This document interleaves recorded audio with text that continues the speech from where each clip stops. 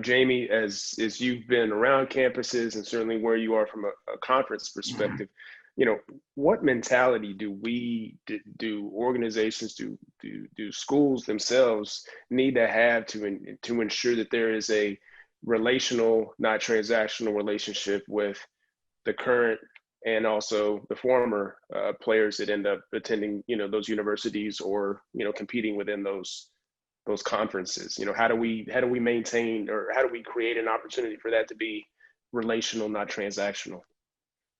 Yeah, great question, and something I actually wanted to bring up. Rick and I obviously are different than everybody else in this panel, right? We represent the most privileged class in the United States. We're white men.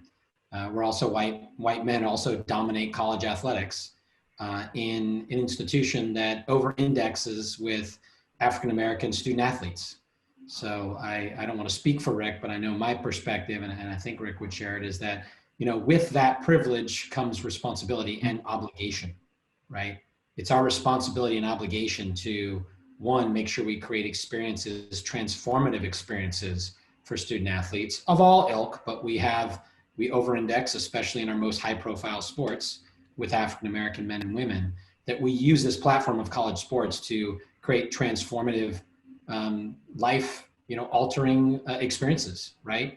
Take that, young 17-year-old that our coaches go into their homes and say, come, parents, give me your young person, we'll turn them into an adult and deliver on that promise. And listen, we certainly have our challenges. We have sort of, colliding social justice and anti-racism challenges, pay for play challenges, COVID challenges, but they all sort of tie together, I think. And it's a very unique time for us, and a good time for us to probably reset how we think about that student athlete compact. I'll kick it to Rick, because I know he's done a lot on his campus in this area around sort of how you build leaders for tomorrow and responsibility for that. So I don't mean to preempt you, Trentis, but Rick, maybe you can speak on a practical level. I just, again, I'm hearing all these different things, and I could take, stuff from everybody, but, the key is to ask and then to listen. And we've got to engage student athletes today. They have a voice, and we got to respect them. And Dr. Page, I go back to, what you say about, we've got to give them, I don't know, worth, but show them how valuable they are. But they're the key part of all of this. And that's why we come to work every day. And I tell our staff all the time, if you can't be passionate about coming to work every day and serving our student athlete, this is not a good place for you. Because these young people need us still.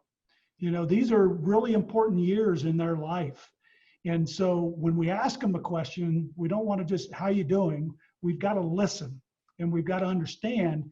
And then we've also have a responsibility to educate.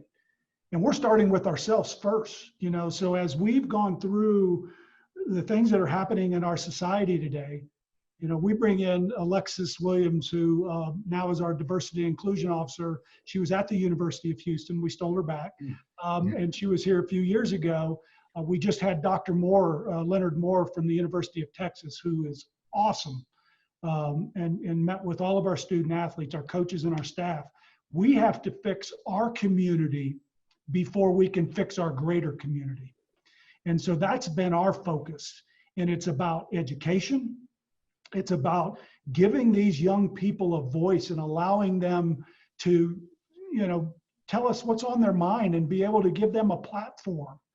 But we've got to listen to them. We can't just kind of check the box, right? Which is what we've done historically for years. And now we're at a point where it's time for action. And so we're educating. We're in that process where we're educating with my leadership team, then with our coaches, then with our staff and our student athletes all at the same time. Dr. Moore was one of the first, but we're going to do brown bag lunches where we invite the campus and our student athletes together to talk, to share.